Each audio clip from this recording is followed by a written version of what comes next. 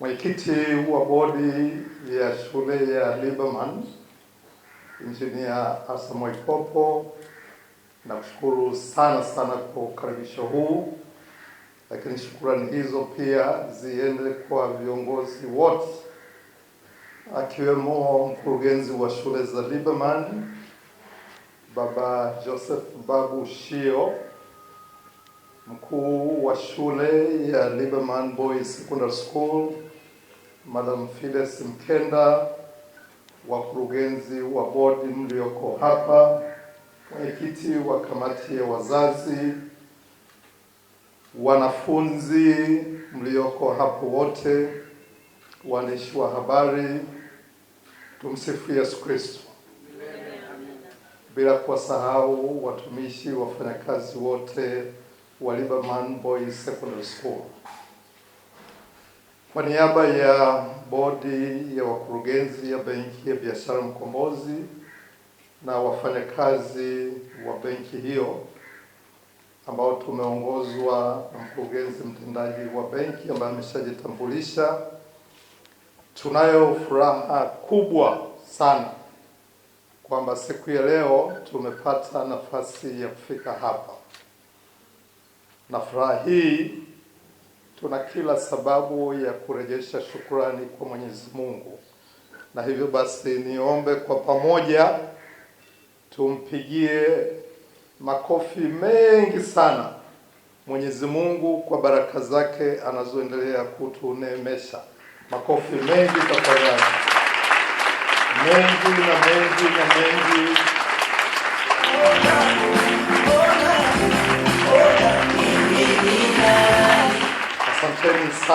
Asanteni sana. Mwenyezi Mungu ametujalia nafasi ya kufika hapa siku ya leo, siku ambayo kwa fikra zetu sisi binadamu tulijaribu kuipanga takriban mara tatu. Madam Mkenda ukansaisha, tulipanga mara tatu na mipango yote yetu ikafeli. Si kwamba tulishindwa sisi, yalitokea mambo ambayo hatukuweza kutekeleza tulichokuwa tunatamani kufanya. Kwa hiyo siku ya leo Mwenyezi Mungu ametukirimia.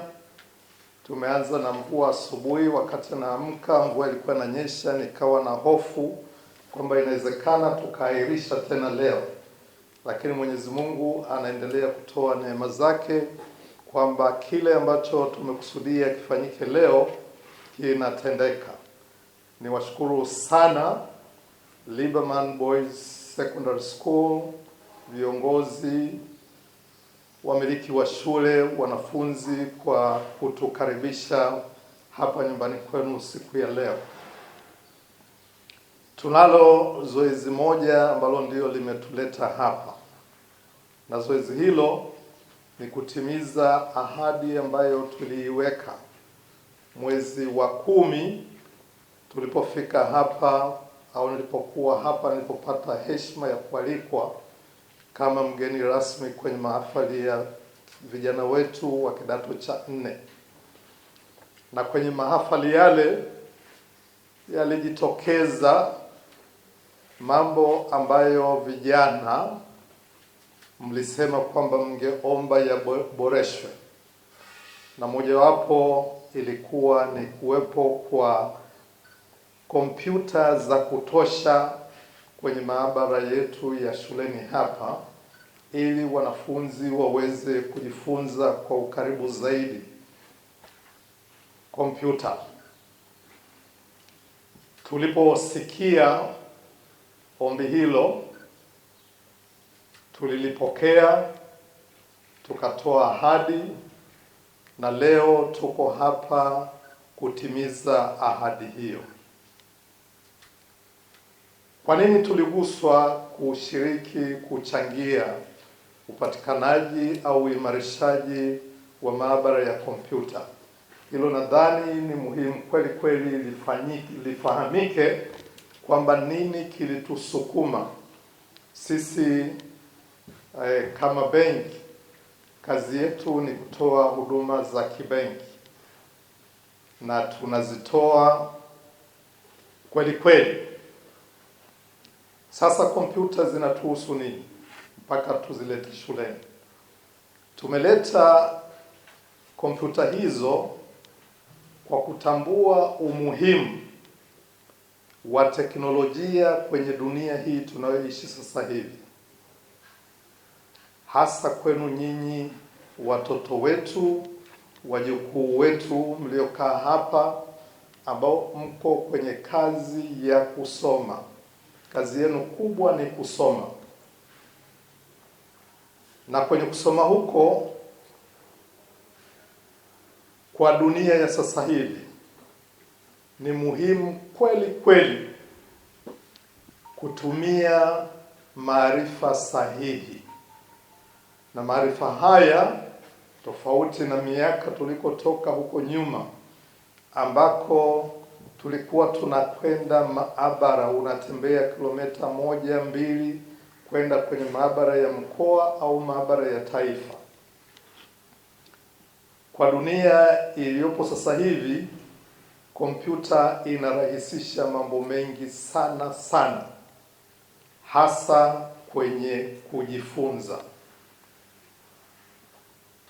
Mko shuleni, mko sekondari, mnasoma kwa level yenu ya elimu, mna takriban kati ya miaka 7 mpaka 10 ya kuwepo shuleni. Miaka 10 wale watakao kwenda kusomea udaktari, watakao kwenda kusomea upadri, una miaka 10 ya kuwa darasani. Kwenye kutafuta hiyo elimu, maarifa mengi, mafunzo mengi yanapatikana electronically. Ndiyo sababu kubwa tunasisitiza kwamba katika masomo yenu isiwe ni hiari. Mwalimu mkuu, sijui kama somo la kompyuta ni compulsory au optional? Asante sana. Miaka nyuma somo la kompyuta lilikuwa ni optional, unachagua nisome kompyuta nisome. Sasa hivi ni lazima usome hilo somo na ufaulu. Kwa nini ufaulu? Kwa sababu ndicho kifaa, kama naweza kukiita kifaa, ambacho utakihitaji sana kwenye safari yako ya mafunzo, lakini safari yako ya kutafuta ujuzi. Kompyuta hazitumiki tu kwa ajili ya kusoma. Sasa hivi zinatumika kwenye kila eneo, kwenye biashara, kwenye benki ndio useme kabisa hakuna kitu ambacho tunafanya bila kompyuta.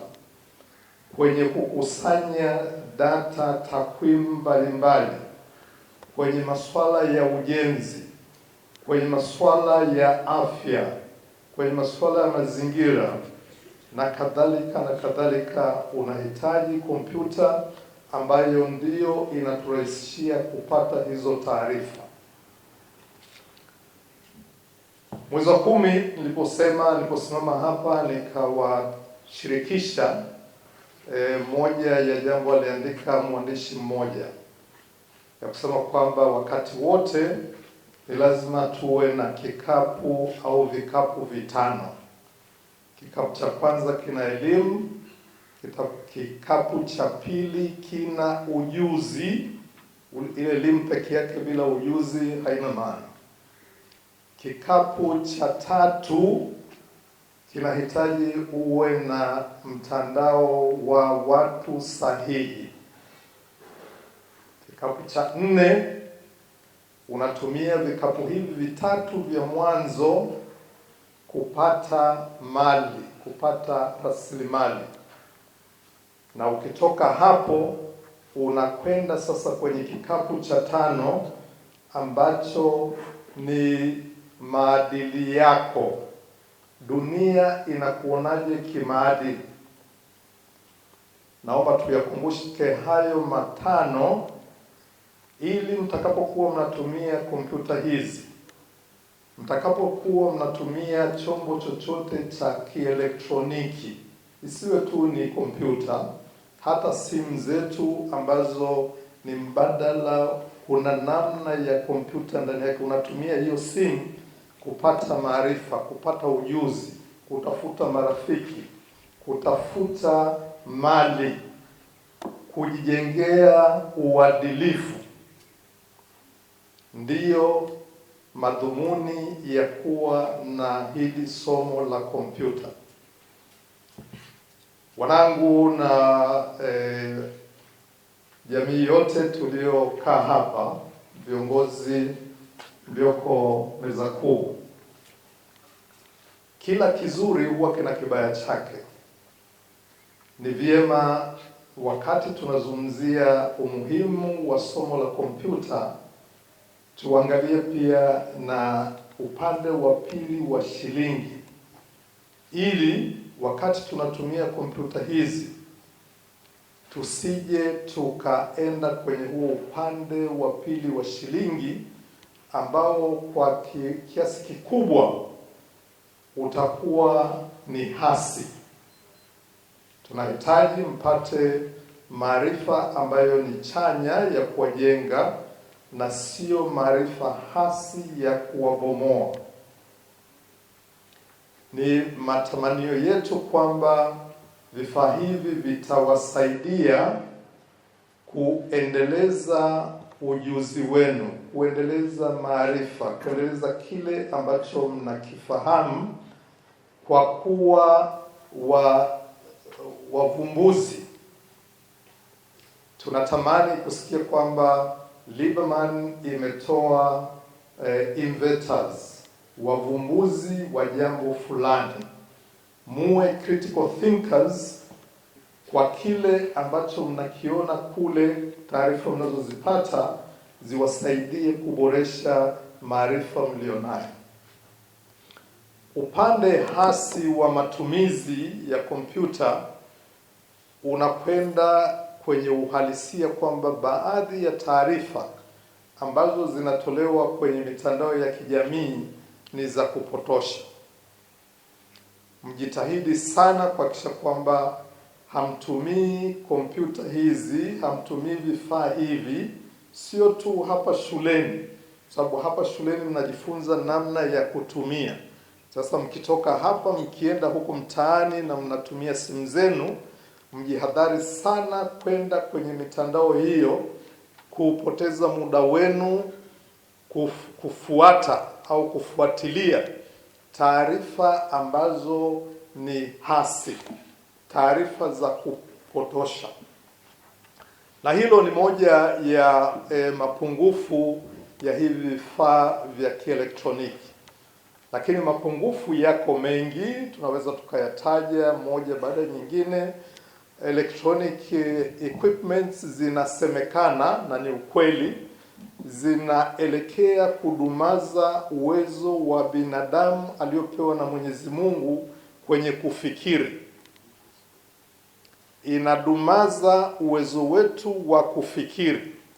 Kwa hiyo wewe utakapokuwa kwenye kompyuta ile, hakikisha unajikita kwenye taarifa ambazo zinachangamsha akili yako kufikiri mambo ambayo ni chanya na sio ambayo ni hasi. Mifano iko mingi sana. Moja ya mapungufu ya hivi vifaa vya elektroniki pia, watu wana hofu, tuna hofu kwamba zinatumika kupunguza nafasi za kazi, zinapungua. Na hiyo ni ukweli. Wanangu, huko mnakoenda kwenye elimu, mtakapofika chuo kikuu miaka 6-7 ijayo, mtakuwa hamna mwalimu darasani. Mtakuwa mnamuona mwalimu kwenye screen. Mnazungumza, mnafanya discussion, anatoa lecture, anauliza maswali, mnajibu, mkimaliza kipindi ameondoka. Hutamuona uso kwa uso, yani umshike mkono hivi. Kwa hiyo moja ya hofu ya uendelezwaji wa vifaa vya kielektroniki ni hii, kwamba nafasi za kazi zitapungua. Kuna sekta ambazo zimekwishatajwa kabisa kwamba watu wajiandae watafanya nini. Kwa hiyo sisi tunavyotumia hivi vifaa tuhakikishe kwamba unajikita kujua kwamba mimi nafsi yangu najiandaa kufanya kitu gani na hii kompyuta itanisaidia kufanya nini. Tuko kwenye level ambayo sasa hivi kuna baadhi ya shule ambazo kuna applications. Mtoto anapoingia darasani toka asubuhi, mzazi anaweza kumuona kwenye simu ya kiganja chake anafanya nini kule darasani, na ripoti yake ya siku inatoka pale pale. Hiyo ni chanya, matumizi chanya, lakini kuna mapungufu tayari pale, kwamba kuna mtu alitakiwa atengeneze ripoti ampelekee mzazi. Sasa hivi huyo akutengeneza ripoti atakuwa hayupo. Hii vifaa vya kidijitali vinatumika sana kwenye uhalifu. Kwenye mitandao humo tunasikia ulaghai wa masuala ya kibenki, masuala ya fedha. Hata hizi Tigo Pesa, M-Pesa, watu wanatumia hiyo mitandao vibaya. Msiingie kwenye kujifunza namna ya kufanya ubaya kama huo. Utoaji wa taarifa, mwe waangalifu taarifa zinazotoka kwenye hii mitandao. Nyingine ni za kupotosha.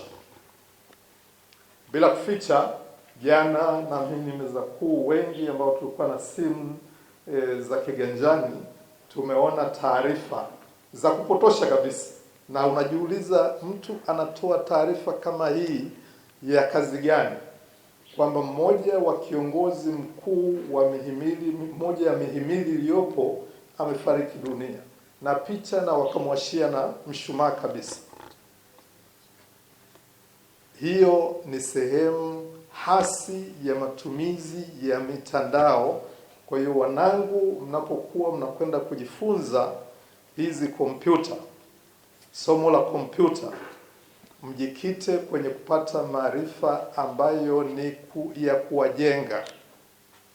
Tumieni vifaa hivi vya kielektroniki kupata maarifa, kujifunza na kuwa vijana wenye weledi kweli kweli. Kwenye mahafali yale, bila kurudia nilichokisema moja kwa moja, nilizungumzia pia dunia ya sasa hivi ambako tunazungumzia kuwa na maarifa mepesi, soft skills, na tukataja 7. Kama una daftari, andika, nenda kwenye kompyuta yako, nenda kwenye mtandao, Google, fuatilia nini kinazungumzwa kwenye maarifa haya mepesi. Interpersonal skills, wadhifa wako, heshima, adabu na kadhalika na kadhalika. Interpersonal skills moja. Ya pili tukazungumzia leadership. Ya tatu tukazungumzia problem solving, na tukasema tunatamani kweli kweli nyinyi vijana muwe problem solvers, sio watu wa kulalamika. Ya 4 tukazungumzia kusikiliza, listening, uwe mwepesi wa kusikiliza. 5 tukazungumzia mambo ya uongozi, tukasema kwamba ni muhimu kila mmoja akawa kiongozi.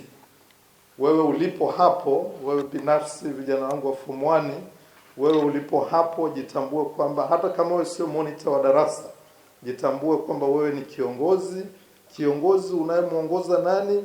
Kiongozi unayejiongoza wewe mwenyewe. 6 tukasema communication, namna tunavyowasiliana au kuongea au kuandika. Lakini ya mwisho tukasema masuala ya empathy, utu, kuvaa wakati wote, kuvaa viatu vya wale ambao ulionao. Jambo hili ninalolifanya, jambo hili ninalolitekeleza linawagusa watu hawa nilionao kwa kiasi gani? Na kwenye swala la utu unahitaji kweli kweli baraka za Mwenyezi Mungu.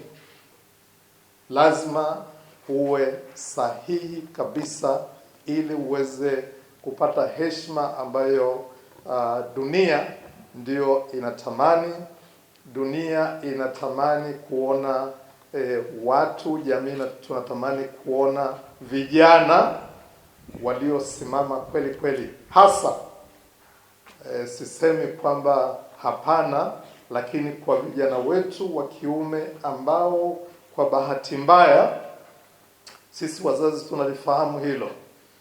Hapo katikati hapo palitokea mwenendo ambao hatukuweka nguvu za kutosha kwa vijana wetu wa kiume, na kwa hili ni wapongeze tena shirika la mababa wa Roho Mtakatifu kwa kuona umuhimu wa kuwalea watoto wetu wa kiume ili waweze kusimama kama akina baba.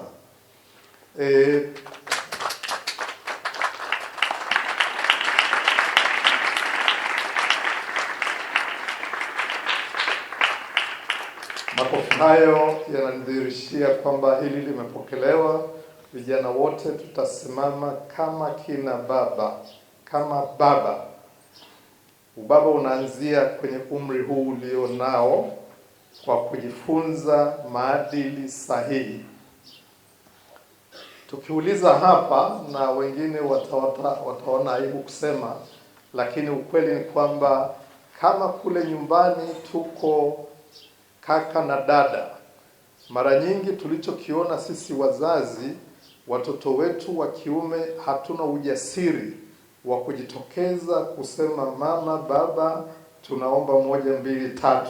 Tunamtuma dada yetu, dada nenda kaseme, wewe dada nenda kaseme. Kwa nini wewe kaka useme? Huo ujasiri wa kuwa baba unaupotezea wapi? Kwa hiyo vijana, naomba nimalizie kwa kusisitiza tena na tena na tena. Tafadhali tumieni hizi kompyuta 21 tulizoleta kama tulivyoahidi kupata maarifa ambayo yanawafanya muwe wavumbuzi. Natamani siku moja nisikie kwamba kuna mtu ameanzisha jambo linalofanana na alicholianzisha huyo alianzisha Google, alianzisha Twitter, alianzisha YouTube. Ni mtu kama nyinyi, alikaa chini akatumia akili aliyopewa na Mwenyezi Mungu, akabuni jambo linaloongoza dunia sasa hivi. Kwa nini wewe upoteze muda wako kuwa kwenye hiyo mitandao, kuwa kwenye kompyuta, kucheka na kufuatilia mambo ambayo hayakusaidii kwenye maisha yako? Tumieni hizi kompyuta vizuri, ziangalieni vizuri, hakikisheni zinawapa maarifa ya kuwa vijana bora, wanafunzi bora, wafanyakazi bora huko mnakoenda miaka 12, 13 ijayo, lakini pia mje kuwa mababa na wazazi na walezi bora, kuboresha jamii yote ya Tanzania, sio tu hapa lakini mahali popote ambapo mtakuwepo. Asanteni sana sana kwa kunisikiliza. Ilikuwa ni furaha kweli kweli kuwa kati yenu. Ni washukuruni sana. Asanteni sana.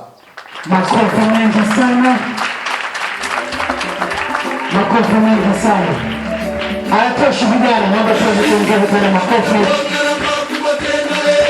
kwa mgeni wetu Mr. Baba wetu Pastor.